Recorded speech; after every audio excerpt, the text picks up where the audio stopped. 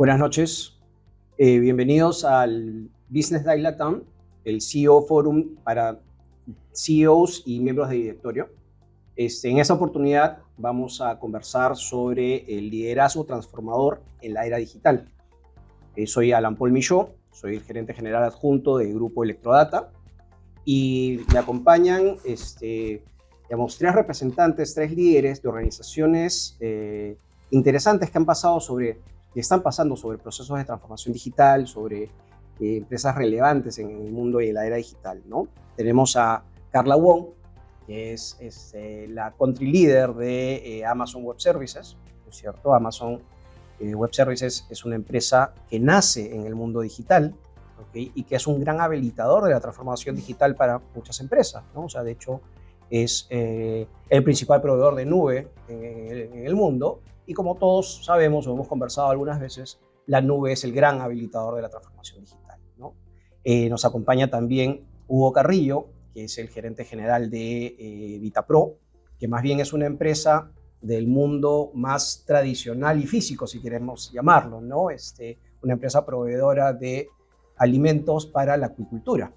Okay, entonces, nos va a contar su experiencia en el mundo, digamos, en la transformación digital de una empresa que es más del mundo real, ¿no? Y tenemos a Lucho Guerra, que es el Managing Director de HP Enterprise para Perú, Bolivia y Ecuador, ¿okay? Y que más bien es otra experiencia interesante también porque viene del mundo de la tecnología, vamos a decir, tradicional, que se ha transformado como empresa, pero que al mismo tiempo ayuda a organizaciones en sus procesos de transformación digital y de llevarlos a este mundo digital, ¿no? Entonces, la verdad que súper interesante las experiencias que vamos a tener de los tres.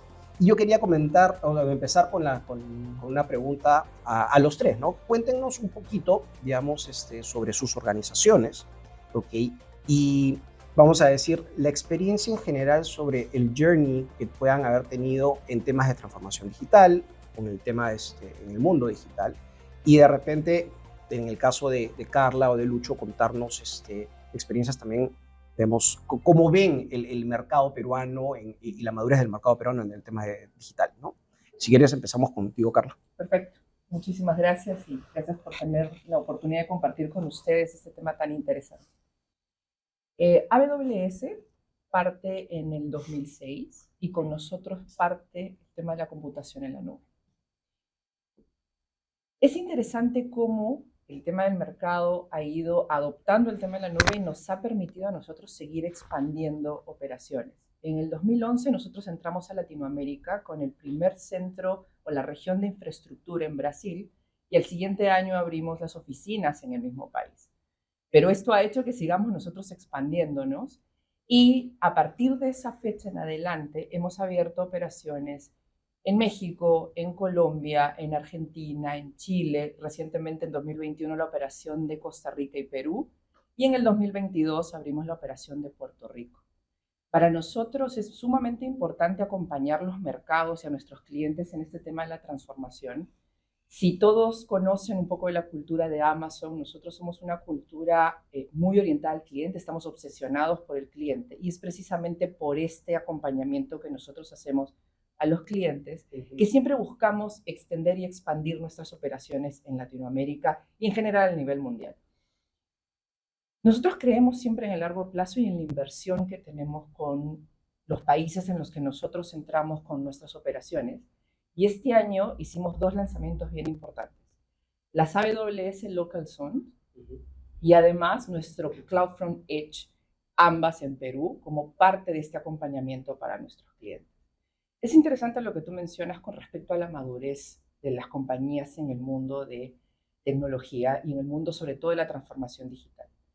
Hay un estudio sobre la madurez digital de las empresas peruanas que lanza Ernst & Young, donde menciona que el 72% de las empresas peruanas consideran que están encaminadas a su transformación digital y solo el 20% consideran que están como en pasos incipientes o todavía no han logrado tener esta velocidad que ellos buscan.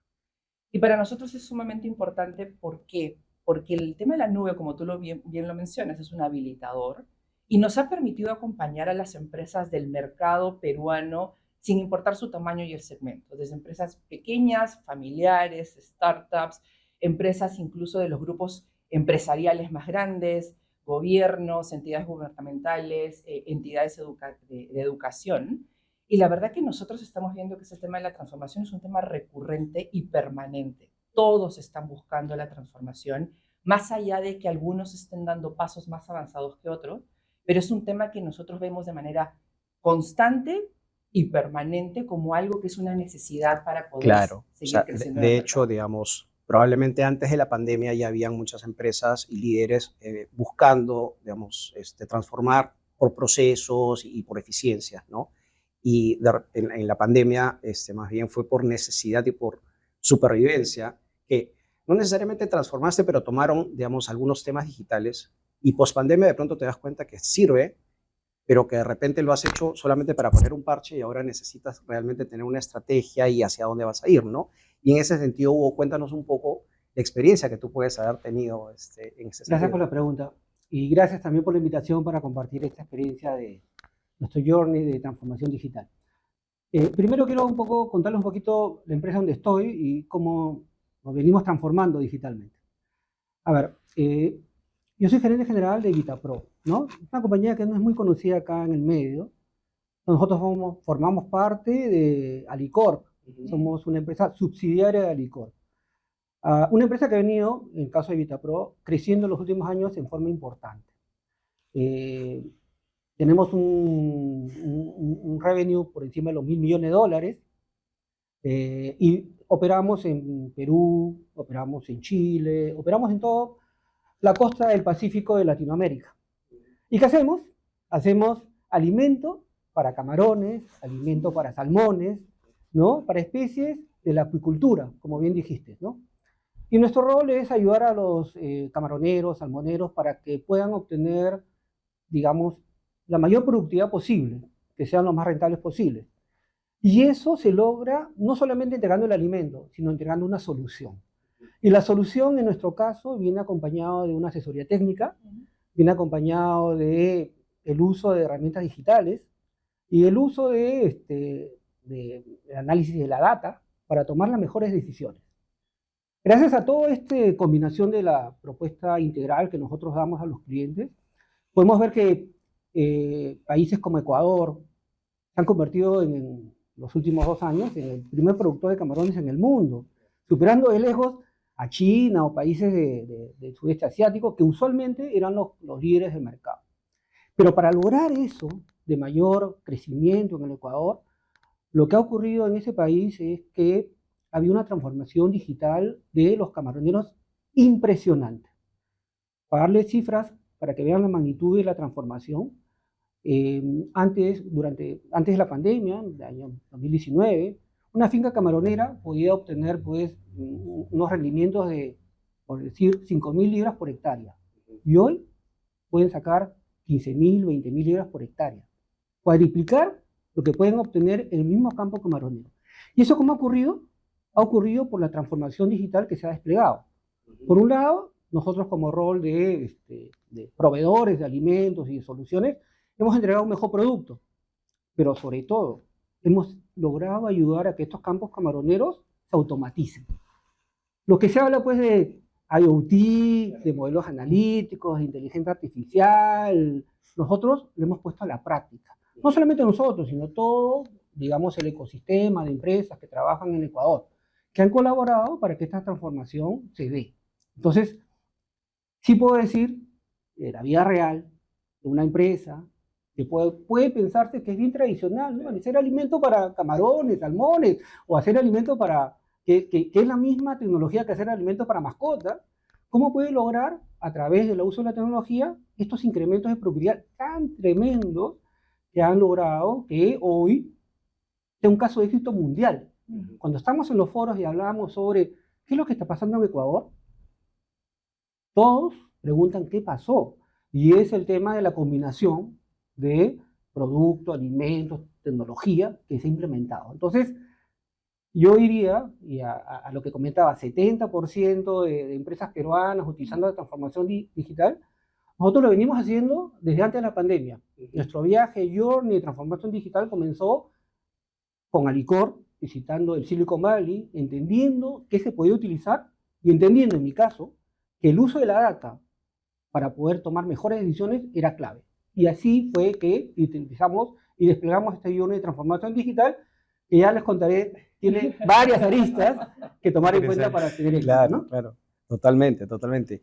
Y Lucho, tú más bien, o sea, estamos hablando de Silicon Valley, digamos, probablemente HP, digamos, es No, la, los fundadores de los fundadores Silicon de Valley. Silicon Valley, ¿no? Así Es de es, donde, así es, así donde es. empieza. Donde se inició en Palo Alto. Entonces, vienen en este proceso también, pero Ujú. son, digamos, más tradicionales en la tecnología y han Ujú. pasado por un proceso de transformación Sí, también sí, para sí, sí. adaptarse a todo este nuevo mundo digital, ¿no? Cuéntanos un poquito por ese frente, Ujú. y después también, digamos, cómo estás acompañando a las empresas locales, ¿no? Ujú. al mercado peruano en los procesos Claro. de transformación. Sí, la historia de HP es una historia muy interesante. Empezó hace 76 años, ¿no? En 1947, y efectivamente se consolidó luego de muchos años como una empresa, la líder en provisión de soluciones de cómputo, de infraestructura, almacenamiento, servicios, ¿no? Un área muy importante de servicios consultivos. Pero el mercado varió. Surgieron nuevas iniciativas, nuevos modelos de servicio y de consumo. Esa ha sido una de las aristas más importantes. Eso sumado también al tema de, hablábamos de sensores, de Internet de las cosas, ¿no? Entonces, hay dos grandes habilitadores o impulsores del cambio en el mercado actual. Por un lado, el borde, que es donde está la data, los celulares, los sensores, los equipos, la refrigeradora, los televisores, que están todos conectados a Internet y que generan información y que requieren acción sobre esa data, ¿no? Requieren explotación y convertirla para generar valor al negocio. Y por otro lado, el tema del cloud, ¿no? Donde más que un lugar es un modelo de servicio, donde lo que el cliente lo que quiere es consumir esas capacidades de cómputo, de almacenamiento, etc. Entonces, hace 6 años y un poquito más que Antonio Neri asumió la presidencia de la compañía, setió esta dirección estratégica, esta visión, que es lo más importante en una estrategia de transformación digital, es setear la visión, ¿no? Hacia dónde quieres ir. Y era convertirnos en la empresa del borde hacia la nube, as a service. Entonces, eso implicó toda una planificación para lograr ese objetivo que abarca todas las áreas de la empresa, ¿no? Uno puede pensar que solamente cambio de procesos, cambio de supply chain, pero hay otros temas. Hay el cambio cultural, que es importantísimo, ¿no? Que es que la gente entienda este cambio de chip, este cambio de estrategia y de modelo de negocio. Y nos ha ido muy bien. Actualmente, a nivel mundial, cerca del 20% de lo que nosotros comercializamos ya está en un modelo as a service. Y en países como Perú, cerca del 40% de lo que comercializamos ya está en un modelo as a service. Entonces, estamos muy contentos con los resultados y estamos convencidos que esta es la forma de hacer negocios y de ayudar a nuestros clientes, ¿no? Decías, ¿cómo los ayudamos? Fundamentalmente en la misma dirección. Así como nosotros teníamos esos desafíos, los clientes también, cómo aprovechar esos datos que se generan en el borde y cómo aprovechar este modelo de negocio de nube híbrida, que es ahora lo más importante, ¿no? Ahí Carla lo sabe también. Si uno quiere aprovechar, hay datos que van a la nube, pero hay datos que se quedan on-premise, ¿no? Hay datos bien interesantes de uso y de criticidad, de autos, donde tienes que tomar decisiones real time. Entonces, ahí necesitas capacidad de cómputo on-premise también. Entonces, lo que busca Hewlett Packard es convertirse en este habilitador de nube híbrida y darle esa capacidad a nuestros clientes, ¿no? Nube híbrida, el borde y todo en un modelo como servicio bajo consumo. Excelente, excelente. Y de pronto ya pasando a hablar del el rol del líder, ¿no? De los líderes en las organizaciones, ¿cuál creen que es ese rol? ¿No es cierto? Justo hablabas de Antonio Neri, ¿no? Antonio Neri. Cómo La llevó visión, la visión, exactamente. etcétera, ¿no? Y conversábamos antes de entrar al panel, ¿no? Lo importante que es que el líder esté, digamos, involucrado y muy metido en los temas, en el tema digital, pero obviamente no necesariamente es el que más sabe de los temas, ¿no? Entonces, ¿cuál es ese rol? ¿Cómo ven ustedes ese rol de liderazgo en los temas de transformación digital? Y vamos a cambiar un poquito el orden. Empezamos contigo. A ver, gracias por la pregunta. Mira, Yo creo que el líder tiene un rol fundamental para este proceso de transformación, y creo que para cualquier empresa, ¿no? Porque es el que define la estrategia con su equipo y marca el norte hacia dónde vamos a poner los recursos para la transformación y ser el vocero principal y sponsor para que los principales cambios que se van a dar en la empresa se den y tenga, pues, culturalmente el apoyo de toda la organización, que es lo más importante, ¿eh?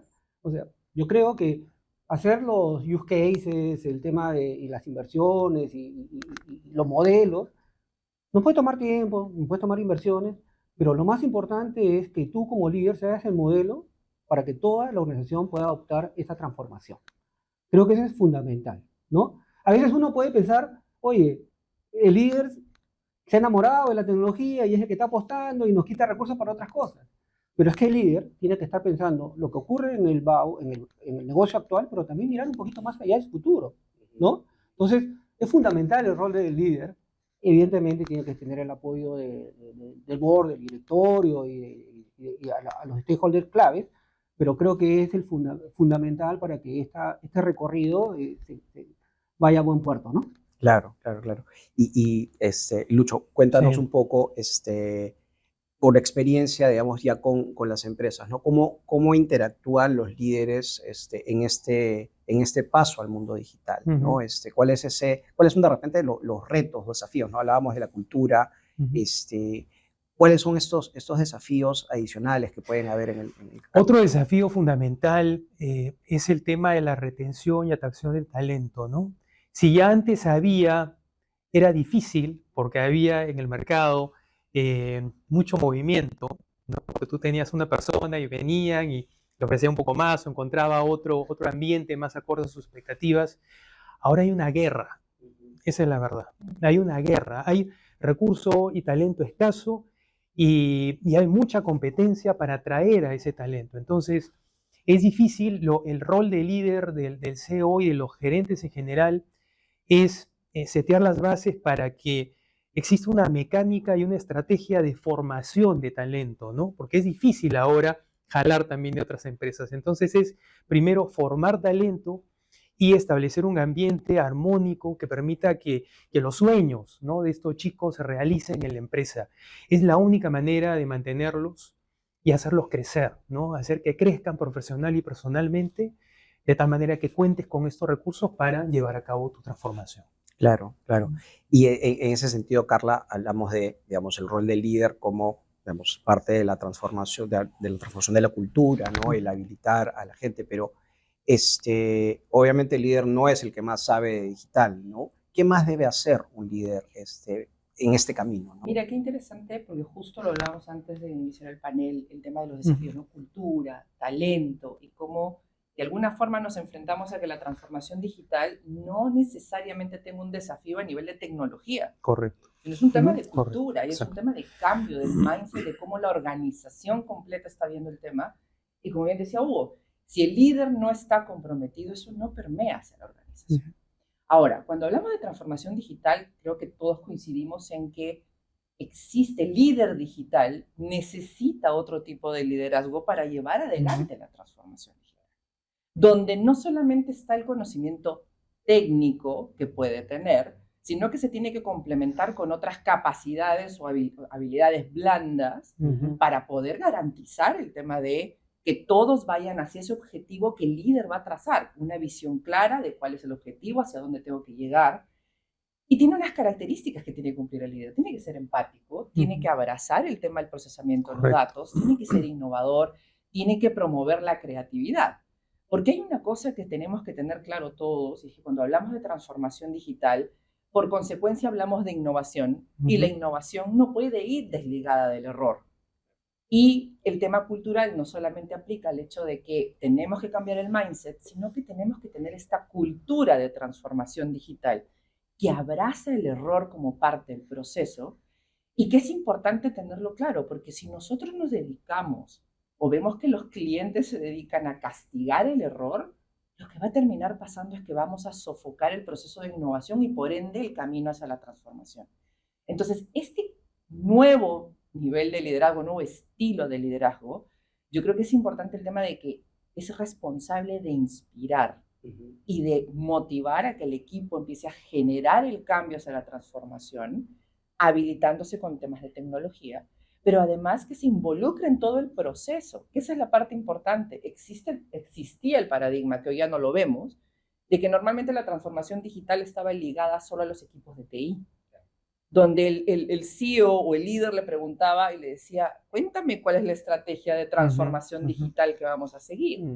Y al no estar involucrado en el proceso, lo que va a pasar es que se va a manejar como un silo, entendiendo que es un tema tecnológico. Entonces, creo que existen una serie de habilidades que necesitamos desarrollar hoy en los líderes para precisamente, y valga la redundancia, liderar el camino de transformación digital, donde además de incentivar la participación individual y como equipo es traer también los intereses de cada uno de los miembros y construir este objetivo común hacia esa transformación. Entonces, es sumamente importante el rol que tiene el líder para poder llegar a esta velocidad y todo el cambio disruptivo que esta transformación trae. Entonces, estamos hablando de un estilo de liderazgo que hoy llamaríamos, por bautizarlo de alguna manera, liderazgo digital, donde aprovechemos capacidades, nos preocupemos del tema del desarrollo de recursos, hablemos del tema de cultura y empecemos a unificarlo todo de tal manera que tengamos esta visión clara de hacia dónde queremos llegar. Y tomo las palabras de Hugo, pensando en el futuro. Y ese es un tema que para nosotros, por ejemplo, culturalmente hablando, en Amazon es bien importante, y eso es algo que a mí me gusta siempre promover con los clientes. Cuando hablamos de transformación, nosotros tenemos un mecanismo que a todos los clientes les encanta porque los líderes se enganchan mucho con este modelo y este mecanismo, y se llama el Working Backwards, donde pensamos precisamente en un producto que va a salir al mercado, un servicio, y nos preocupamos de que impacte como corresponde las necesidades de nuestros clientes. Pero pensamos en el futuro. ¿Qué es lo que queremos nosotros lanzar al mercado? Y a partir de ahí trabajamos hacia atrás con nuestros clientes, con nuestros partners y en estas asociaciones para hacerlo realidad. Y es un mecanismo que los líderes han encontrado muy provechoso porque es llevar las intenciones de transformación a las acciones. Interesante, interesante el modelo, ¿no? Y hablando de las habilidades, digamos, que necesita el líder digital, como lo acabas de nombrar, ¿no? ¿Qué cosa crees, Hugo, que, digamos, te ha ayudado a ti, a esas habilidades que de repente has desarrollado en este camino, en este journey, ¿no? A ver, voy a decir algo que lo hemos conversado al interior de mi equipo varias veces, ¿no?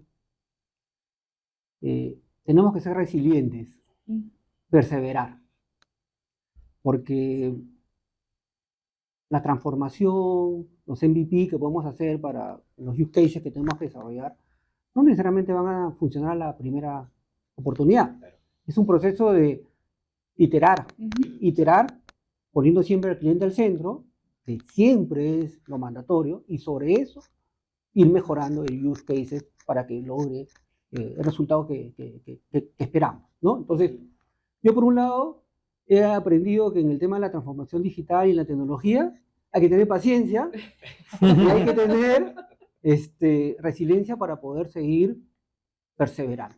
Esa diferencia la tengo porque yo también he trabajado anteriormente en empresas de consumo, claro, empresas de B2B, donde los resultados son pues casi inmediatos, ¿no? El producto tiene que estar perfecto para lanzarlo al mercado y camina y ya tienes éxito. Pero acá no. Acá tienes que animarte a sacar un MVP e ir mejorando en el camino, porque también, si no lo haces así, la competencia te pasa por encima.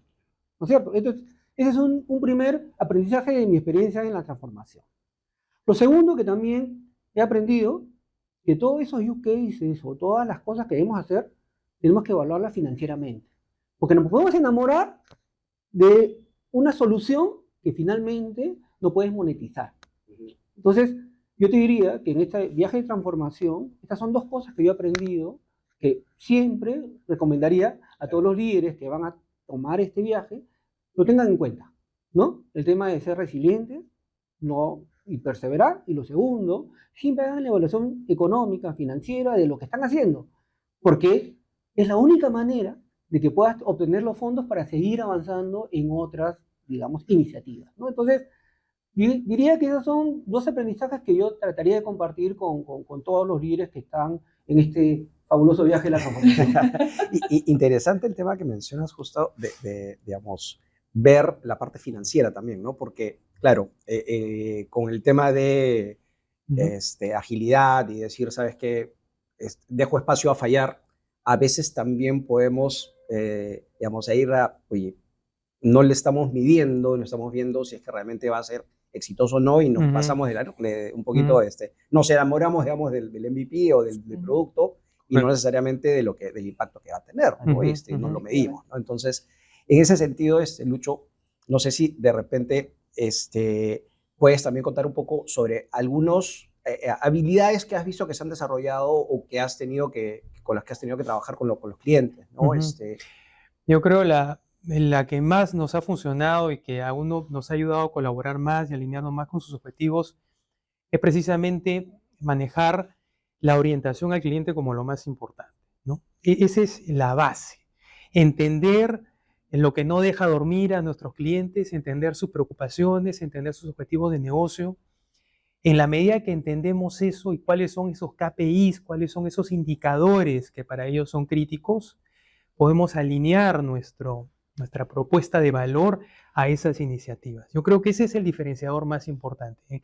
En toda mi carrera, los mejores proyectos, los que mejor han salido, son justamente eso, ¿no? Cuando estamos alineados y nos sentamos con el cliente en la misma mesa, ¿no? Este es el problema, ¿cómo lo solucionamos? O sea, eso es lo mejor. Y para eso también mencionaron el tema de medir, ¿no? La evolución de esas estrategias de transformación digital. Eso es importantísimo. Y para eso el CEO tiene que definir justamente, lo mencionaba Carla también, cada área tiene sus intereses, ¿no? Pero ¿cuál es el interés del negocio, de la compañía? ¿Cuál es ese objetivo?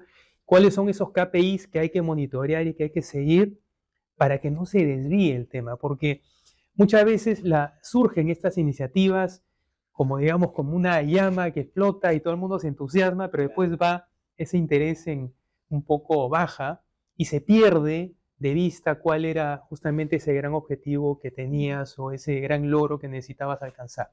Entonces, eso es fundamental también, ¿no? Y en tercer lugar, otro tema que creo que no es menos importante, lo decías tú, así como nosotros no somos depositarios de todo el conocimiento ni de toda la verdad, las compañías, nuestras empresas por sí solas tampoco van a solucionar todos los temas. Entonces necesita este CEO, este gerente, tener una capacidad de generación y de mantener y hacer crecer alianzas y sociedades de negocios, sociedades comerciales, que te permitan completar estas propuestas de valor, hacerlas más ricas, hacerlas más convenientes, hacerlas más atractivas y darle solución al problema del cliente, porque el cliente finalmente no compra partes. Necesita solucionar un problema de negocio, tú tienes que llevarle esa respuesta integral y total como un frente único, ¿no? Entonces yo creo orientación al cliente, monitorear los temas y hacer las alianzas estratégicas que te permitan dar una propuesta mucho más valiosa. Sí, de hecho, el tercer punto que tocas es muy relevante en el tema digital, ¿no? Porque, digamos, probablemente si hablamos de tecnología tradicional, ¿no? Que tú y yo venimos un poco más de ese mundo, previamente, tratabas de pues, cada uno hacer sus cosas y no compartir mucho, ¿no? Efectivamente. Y más bien ahora es al contrario, ¿no? O sea, las habilidades están en otros lados, no puedes tenerlas todas, evoluciona tan rápido que es imposible que uno pueda, digamos, tener todo in-house, ¿no? Entonces, Carla, cuéntanos un poco, porque claro, uno de los grandes éxitos de AWS es justamente la colaboración, el ecosistema que van generando, ¿no? A ver, súper importante el punto que mencionaba Luis, ¿no? El tema de las alianzas estratégicas. O sea, claramente para nosotros es sumamente importante y comparto lo que mencionaba Luis sobre el tema de, como parte de la cultura, la obsesión por el cliente. Y creo que siempre hemos hablado y cuando escuchan a un Amazonian siempre va a decir nuestros principios de liderazgo regidos por la obsesión por el cliente como primer principio fundamental. Y luego, bueno, vienen los otros 15 que van complementando todo lo que nosotros hacemos. Pero en líneas generales, el tema de tener estas alianzas, más allá de que AWS tenga un portafolio enorme de más de 200 servicios disponibles para los clientes, reconocemos muchas veces que esta propuesta de valor viene acompañada de estas alianzas estratégicas que nosotros podemos definir, porque no solamente nos permite el tema de hacer crecer el negocio, sino que realmente completar la necesidad que tenga el cliente y acompañarlo en la estrategia que define. Entonces, por eso es que nosotros ponemos también a disposición de nuestros clientes soluciones que complementen el portafolio de AWS y lo podemos ver a través del marketplace de AWS, donde los clientes encuentran soluciones en todos los diferentes aspectos que ellos necesiten. Y eso hace que la oferta sea mucho más enriquecedora. Y precisamente esta obsesión por el cliente nos lleva a traer a la mesa a empresas que complementan nuestra oferta de valor.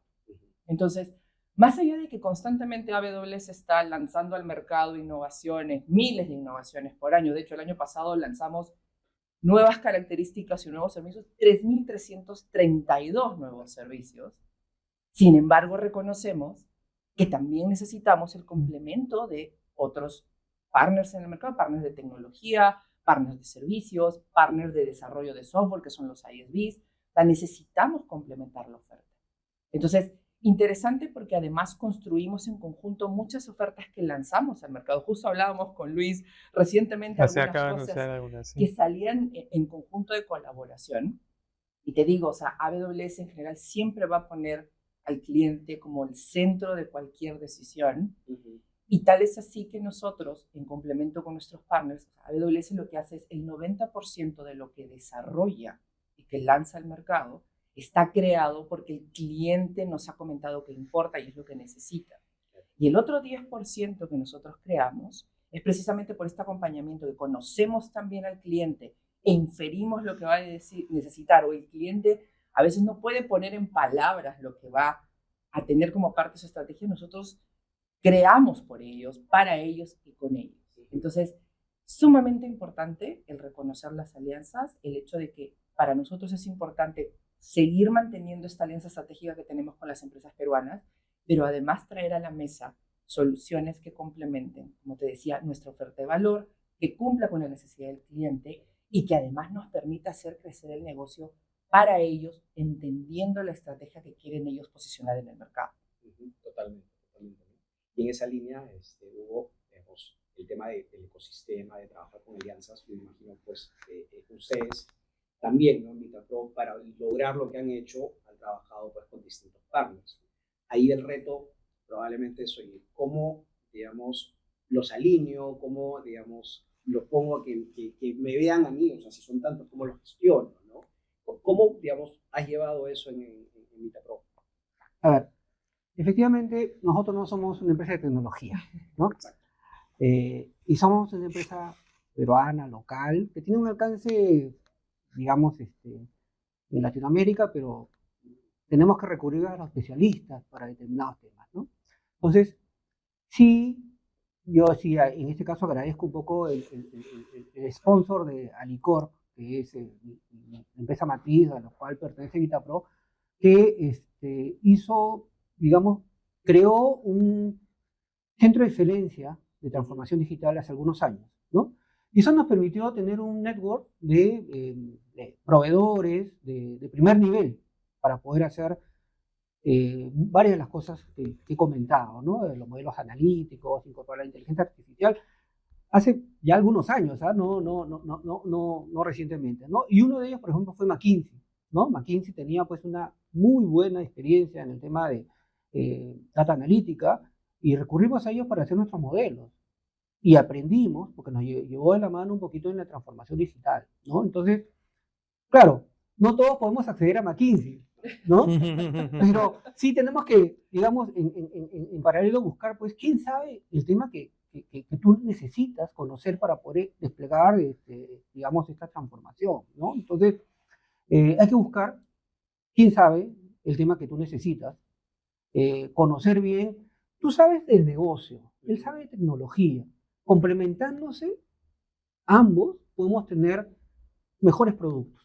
Y eso es lo que hacemos nosotros, ¿no?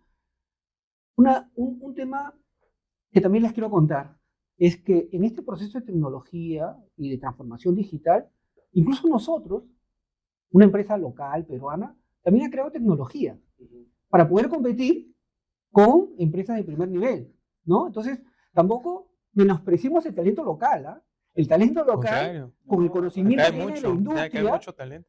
tiene palancas para poder aportar y hacer, y lo que te puedo contar es un alimentador móvil inteligente que se mueve solo por los campos, ¿no? Y eso hemos tenido que recurrir pues a empresas en España que saben de movilidad autónoma, GPS, para poder incorporar dentro de nuestro prototipo, ¿no? Entonces, ahí, en ese tema de movilidad, nosotros desconocemos, pero sí sabemos cómo alimentar a los camarones.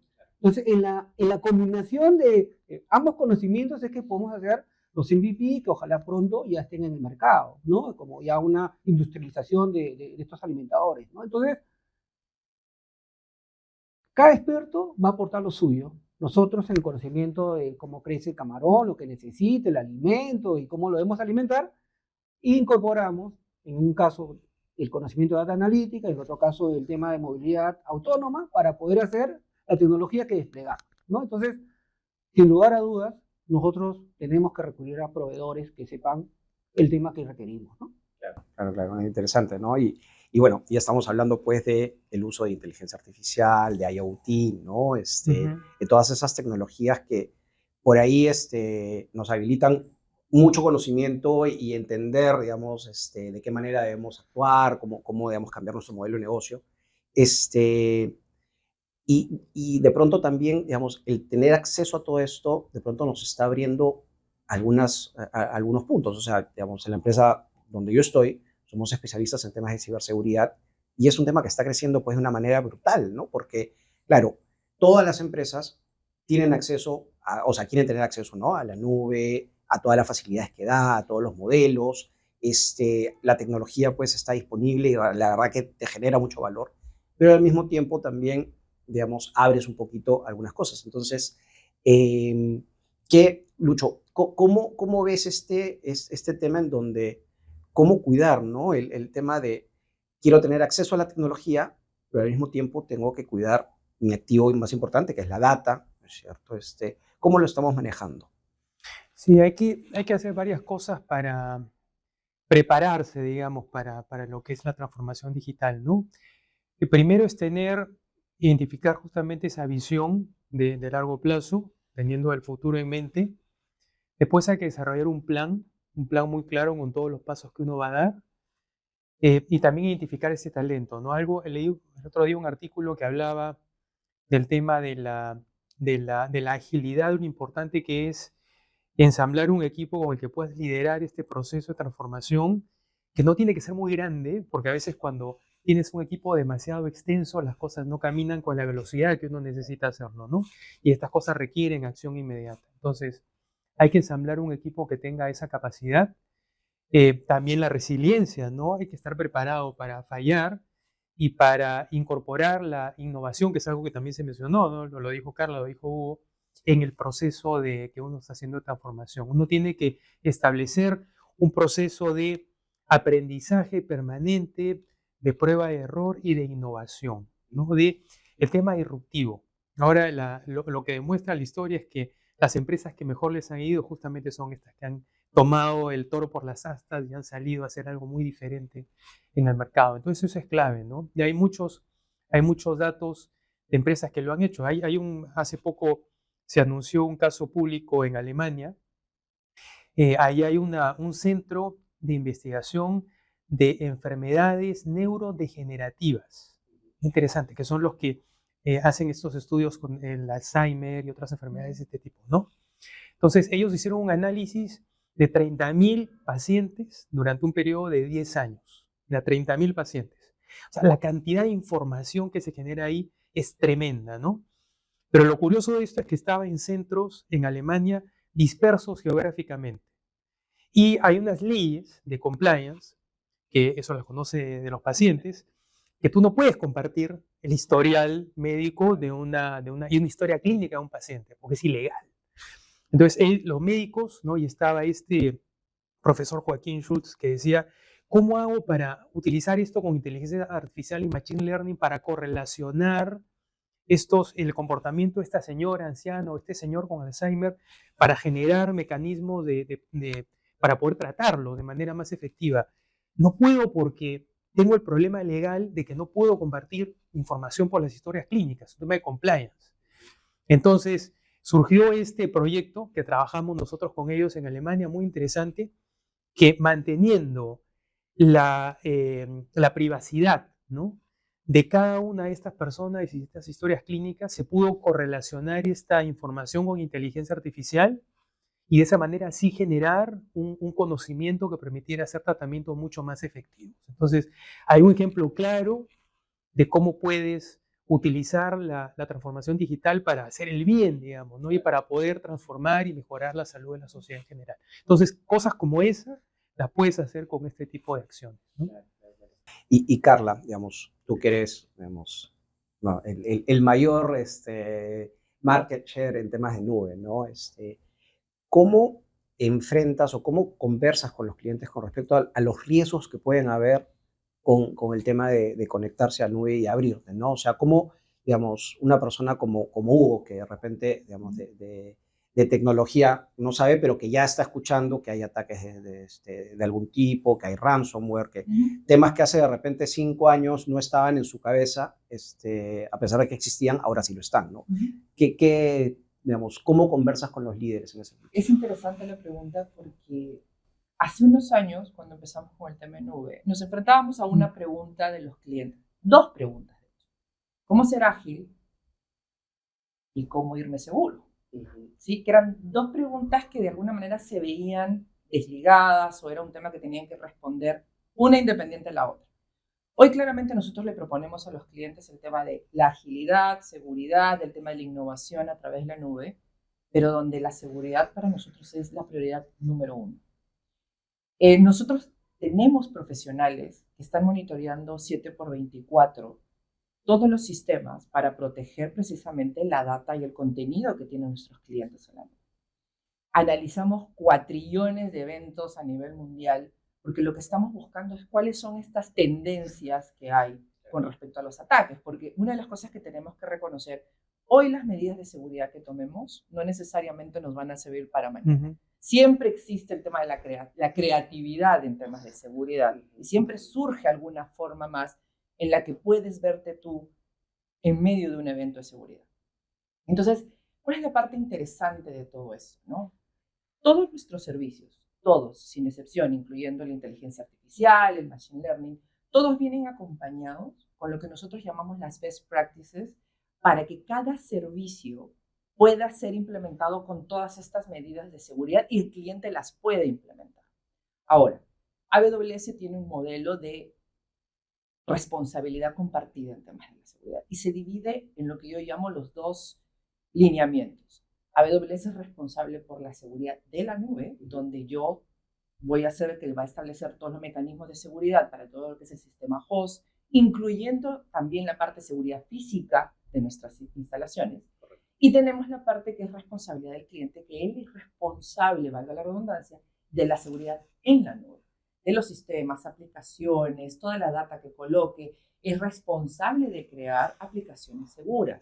Y nosotros lo que les pedimos a los clientes, usted va a seguir siendo responsable de su data y usted va a entender dónde lo almacena, cómo lo almacena y a quién le da acceso. Entonces el cliente es responsable de adoptar mecanismos que sean necesarios para garantizar la seguridad de la información que él está colocando en la nube. Y muchas veces recomendamos a los clientes que tengan mecanismos de encriptación también para proteger su información. Entonces, el tema de seguridad no tiene por qué ir desligado del tema de transformación. Y el tema de simplemente es tomar los mecanismos adecuados, implementar los controles que nosotros necesitamos, pero además entendiendo también que el cliente tiene un nivel de responsabilidad en aplicar las mejores prácticas que nosotros ponemos a su disposición. Porque hay una cosa que hacemos intencionalmente las marcas, los proveedores, y es acompañar al cliente en este camino de transformación, pero además sacar a colación y levantar las alertas cuando nosotros vemos que el cliente no está tomando la ruta de seguridad que necesita con el conocimiento y de repente la intencionalidad que es necesaria. Entonces, siempre ponemos a disposición de nuestros clientes el tema de seguridad como una prioridad, como lo es para nosotros, y además compartimos las mejores prácticas que vemos de nuestros clientes cuando colocan nuevamente sus aplicaciones, servicios y todo lo que desarrollan en la nube, pero además entendiendo que la transformación digital y la seguridad no tienen por qué ir divorciadas, sino que se cohesionan y van de la mano juntas para garantizar que la experiencia de transformación va a ser la que tú necesitas. Claro, claro, claro. Y de hecho, digamos, ese tema se hace más relevante ahora, cuando, o sea, de repente antes el tema era básicamente IT, que era, digamos, ofimática, etcétera, y con eso, digamos, si te afectaban, sí, probablemente habían ciertos riesgos, pero ahora estás hablando de, con todo lo que nos está contando, pues, nuestro amigo Hugo, ¿no? De que ya estás metido en el core del negocio, ¿no? O sea, si ya tienes algún tema ahí, te puede afectar, pues, la operación de verdad, ¿no? Antes esas eran dos tecnologías, vamos a decir, separadas, en donde no había, pues, riesgo latente, ¿no? Ahora, en ese sentido, Hugo, ¿cómo tú ahora como líder, digamos, qué tanto tienes en mente realmente los temas de seguridad, ya que estás, digamos, muy digitalizado, ¿no? Claro, creo que lo conversábamos antes del panel, ¿no? El tema de la seguridad hoy por hoy es fundamental para resguardar la información que tenemos y la operación, la continuidad de la operación, ¿no? Por un lado. Pero hay un punto importante que creo que se estaba comentando Carla y que quiero yo también reforzar, es que tiene que ver con la seguridad, pero lo veo desde otro punto de vista, ¿ya?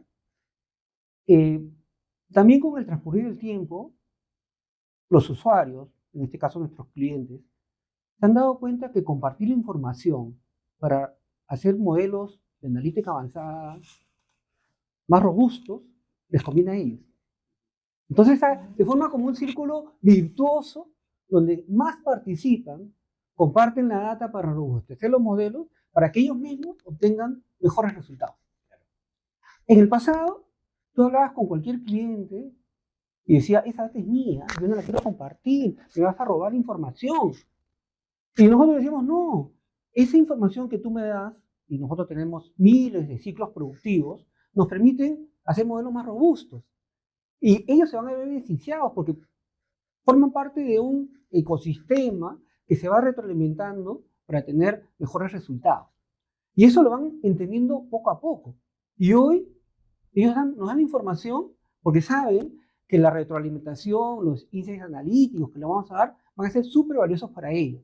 Entonces, también creo que esa resistencia al cambio que tiene que ver con la seguridad o la propiedad de la data, mientras tú des resultados concretos que le demuestren el valor que pueden obtener, hacen que se cuelguen de este ecosistema más fácilmente, ¿no? Entonces, tú tienes que dar la seguridad de que esa información es de ellos, que no vamos a ver la información individual para compartir o hacernos la propia, pero que sí van a ayudar a construir unos ecosistemas y unos modelos más robustos. Y ahí enganchan fácilmente, ¿no? Pero tienes que demostrar ese valor. Claro, claro, claro, interesante, ¿no? Esa es otra habilidad del líder que tiene que, digamos, asegurarle a su gente esos caminos, ¿no? Y digamos, ha pasado el tiempo, o sea, ya nos queda poco tiempo, la verdad que ha estado súper interesante. Sí, rápido, Ha pasó pasado rapidito, rapidísimo. parecía. Parecía que no, pero no, o sea, Sí. ya nos falta poquito, pero sí quería de repente, a veces, ¿no? En estos paneles, en conversaciones, decimos, ¿qué cosa recomiendas, ¿no? Pero hablábamos de que a veces la gente aprende más de repente de las cosas que no salieron tan bien. Entonces, no sé si pueden contar, obviamente, manteniendo la confidencialidad del caso, sin contar, pero ¿qué cosa pueden haber visto que no funcionó tanto y que más bien sería, digamos, temas que podríamos tener y recomendar a a los que nos están viendo, ¿no? ¿Qué cosas podrían no salir tan bien en un proceso de transformación, en un proceso de liderazgo en la era digital? Yo puedo, bueno, algo que puedo contar sin ningún problema es lo que nos pasó a nosotros, porque ahí no tengo que pedirle mucho permiso. O sea, sería más delicado hacerlo con algún cliente, que hay muchos casos, pero lo que nos pasó a nosotros es, yo creo, es bien interesante porque había una visión, había un compromiso directivo, teníamos un plan claro de qué había que hacer, pero lo que nos tomó un poco más de tiempo fue precisamente el tema del engagement cultural, ¿no? Y hacer que las personas que estaban en la cancha, en el campo, en el día a día, tomaran también ese tema como suyo propio, ¿no? Entonces, existió un momento en este camino, ya no estamos en esa situación ahora, pero existió un momento en este camino donde sabíamos qué hacer, teníamos la estrategia de venta, teníamos el apoyo directivo, teníamos a todo el engagement, pero la gente de ventas no necesariamente tenía desarrollado el skill para dar ese otro discurso, porque cuando uno llega con una propuesta de valor, una propuesta con un modelo de servicio diferente, el interlocutor ya no es el mismo, ¿no? O sea, normalmente tú llegabas antes en una venta tradicional con el gerente de TI o con una persona más de tecnología, y ahora no. O sea, ahora cuando llegas con un mensaje de valor de solución, llegas con el gerente digamos, de ventas, o llegas con el gerente de marketing, o llegas con el gerente general o con el gerente financiero, que son los que toman la decisión y tienen el problema, ¿no? Entonces, no necesariamente estas personas al principio estaban preparadas para dar ese mensaje, para llegar ahí y para tener el mensaje articulado de manera correcta en función del negocio. Entonces, eso es, ¿no? A veces, pero este es un tema que toma trabajo, pero que hay que hacerlo, ¿no? O sea, las cosas toman tiempo, pero en la medida que tú tengas nuevamente a un CEO totalmente enganchado con el tema, con una visión muy clara, con entregables claros, con un monitoreo, con KPIs, y tienes el engagement y un buen ambiente laboral, ¿no? Donde la gente se sienta bien, finalmente van a comprar esa estrategia, ¿no? Toma tiempo, pero cuando la compran, la cosa empieza a fluir de manera mucho más sencilla. Entonces, digamos, mi observación, mi sugerencia sería no se olviden del tema cultural, no se olviden de incluir a todos los estamentos de la organización desde el principio para que la adopción de este proceso sea mucho más factible y fácil. Interesante, claro que sí. Y Hugo, no sé si de repente tú nos cuentas algo que vi, que no salió tan bien en el proceso y que sirvió como un aprendizaje para más adelante, ¿no? A ver, yo en ese sentido quiero dar un consejo que va en línea con lo que estabas comentando y después contar un caso creo que también puede ser útil para tomarlo en cuenta. El primero, que creo que en esta visión de transformación también hay mucha resistencia al cambio, ¿no? Exacto. Entonces, para poder vencer esta resistencia al cambio, es vital que en tu organización incorpores gente de change management, que ayude a esa transformación, que ayude a destapar esas barreras que se van creando, ¿no? Yo al principio pensaba, oye, ¿para qué tú vas a contratar a gente de change management? Oye, al final son los principales actores que me permiten poder convencer a los clientes para que no haya, en algunos casos, sabotaje, porque en algunos casos sucede sabotaje en el sentido de que, Sí. oye, yo pienso que puede haber un riesgo de perder mi trabajo si entra esta transformación digital.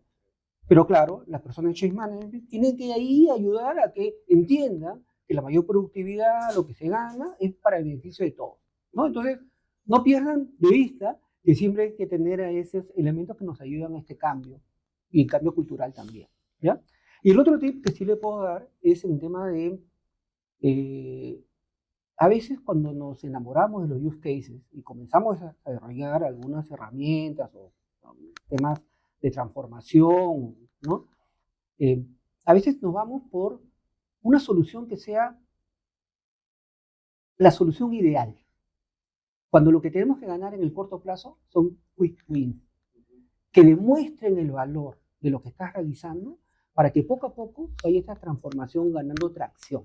Entonces, mi recomendación, porque me ha ocurrido a mí que de repente he hecho algún tipo de iniciativa que es demasiado compleja para adoptar, no, vayamos por elementos más cortitos que permiten ganancias cortas, pero que vayan haciendo esa transformación, ¿no? Entonces, esa es una recomendación. Junto a lo del change management, creo que son claves para poder desplegar en las organizaciones estos temas tan importantes de transformación.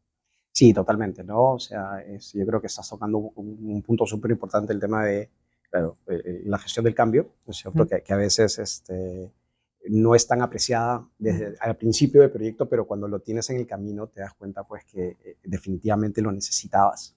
Sí. Y el otro, ¿no? Los temas de los quick wins, ¿no? El no tratar de tener tu proyecto perfecto que te demore 8 meses en sacarlo, sino tratar de sacar algo en un mes, mes y medio y que lo vas acomodando, ¿no? Y Claro. que vas a ir llegando a un camino y además que vas a ir ajustando de acuerdo a cómo se va moviendo, ¿no? Y no te quedaste 8 meses sin hacer nada, ¿no?